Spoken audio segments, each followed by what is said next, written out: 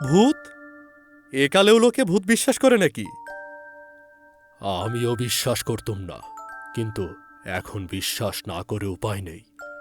যে ভূতটার ভয়ে আমার মনিবে বাড়ি ছেড়েছেন, রাত্রে আমিও তাকে সচক্ষে অনেকবার দেখেছি। তার মুখ আমি ভুলিনি। ডাহা গাঁজাখুরি গল্প আপনার। গাঁজাখুরি গল্প? অন্তত আপনার মুখে এ কথা শোভা পায় না।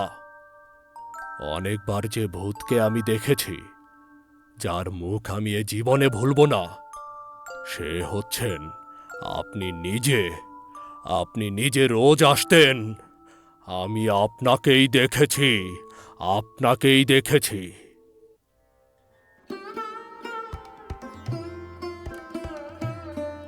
গল্পে মহাকালের এবারের আয়োজন হেমেন্দ্র কুমার রায়ের লেখা বাড়ি। গল্প পাঠে আমি দীপ্ত কর্মকার। এমন আরো গল্প শুনতে আমাদের চ্যানেলটি সাবস্ক্রাইব করুন। আর আমাদের চ্যানেলে কোন ধরনের গল্প আপনি শুনতে চান সেটা আপনি জানিয়ে দিন কমেন্ট করে। ধন্যবাদ।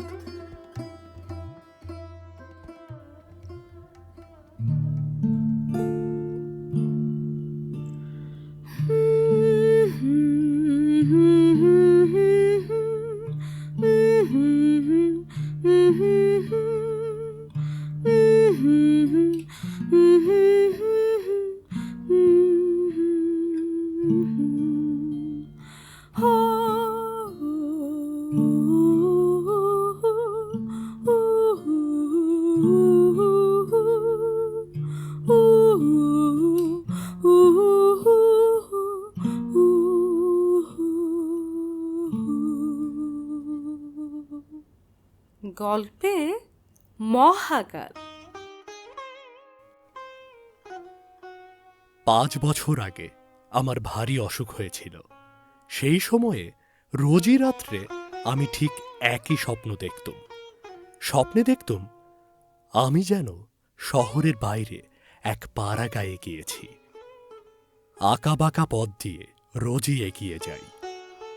পথের দুধারে কোথাও কলা গাছের ঝাড় বাতাসে সবুজ নিশানা উড়িয়ে দিয়েছে, কোথাও মেদি গাছের বেড়া দেওয়া নানান ফুলের বাগান।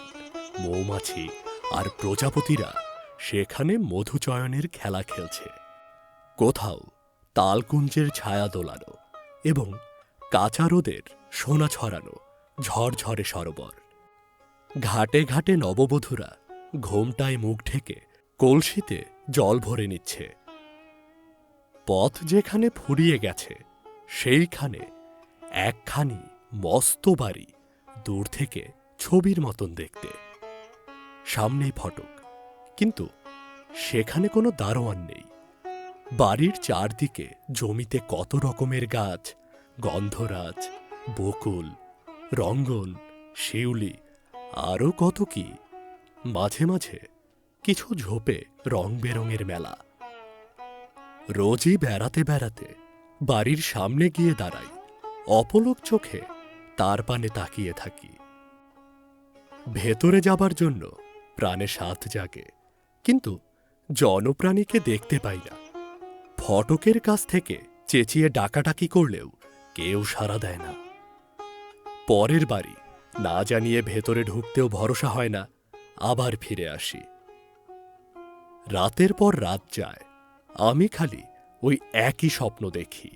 বারবার, অনেকবার ওই একই স্বপ্ন দেখে দেখে আমার মনে দৃঢ় ধারণা হলো যে অজ্ঞাত শৈশবে নিশ্চয়ই কারোর সঙ্গে আমি ওই বাড়িতে গিয়েছিলাম। আমার অসুখ সেরে গেল, কিন্তু তবুও সেই স্বপ্নে দেখা বাড়িকে ভুলতে পারলুম না। মাঝে মাঝে এদেশ ওদেশ বেড়াতে যেতুম। পথে বেরুলেই চারদিক লক্ষ্য করে দেখতুম স্বপ্নের বাড়ি খুঁজে পাওয়া যায় কিনা। একবার এক বন্ধুর নেমন্ত্রণে কুসুমপুর গ্রামে যাই। বৈকালে বেড়াতে বেরিয়ে একটা গেয় পথ পেলুম। দেখেই চিনলুম এ আমার সেই স্বপ্নে দেখা পথ।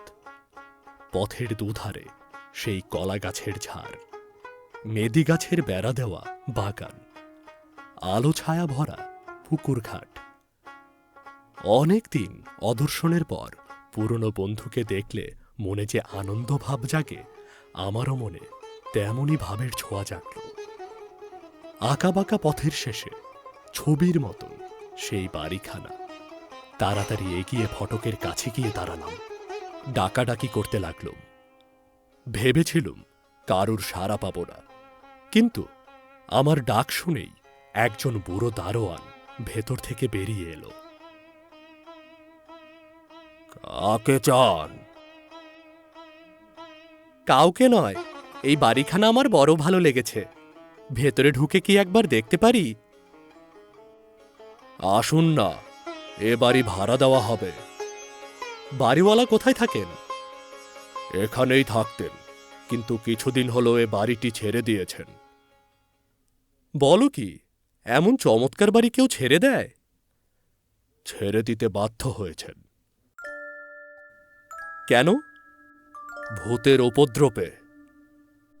ভূত? একালেও লোকে ভূত বিশ্বাস করে নাকি? দারোয়ান গম্ভীর মুখে বলল, আমিও বিশ্বাস করতুম না, কিন্তু এখন বিশ্বাস না করে উপায় নেই। যে ভূতটার ভয়ে আমার মনিবে বাড়ি ছেড়েছেন, রাত্রে আমিও তাকে সচক্ষে অনেকবার দেখেছি। তার মুখ আমি ভুলিনি। ডাহা গাঁজাখুরি গল্প আপনার। দারোয়ান বিরক্তভাবে আমার মুখের দিকে তাকালো, বলল, গাঁজাখুরি গল্প? অন্তত আপনার মুখে এ কথা শোভা পায় না। অনেকবার যে ভূতকে আমি দেখেছি, যার মুখ আমি এ জীবনে ভুলব না, সে হচ্ছেন আপনি নিজে। আপনি নিজে রোজ আসতেন। আমি আপনাকেই দেখেছি, আপনাকেই দেখেছি।